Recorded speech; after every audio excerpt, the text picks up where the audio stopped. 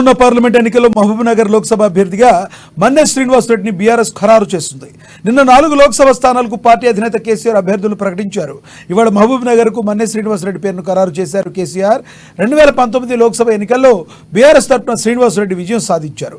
సమీప బీజేపీ అభ్యర్థి డీకే అరుణని 77,000 పైచిలకు ఓట్లతో ఓడించారు. ఇప్పుడు కేసీఆర్ మరోసారి ఆయనకే అవకాశం ఇచ్చారు. కాగా పొత్తులో భాగంగా నాగర్ కర్నూలు నుంచి బీఎస్పీ తెలంగాణ అధ్యక్షుడు ఆర్ఎస్ ప్రవీణ్ కుమార్ పోటీ చేస్తారనే ప్రచారం సాగుతుంది. నిన్న 4 స్థానాలకు కేసీఆర్ అభ్యర్థులు ప్రకటించారు.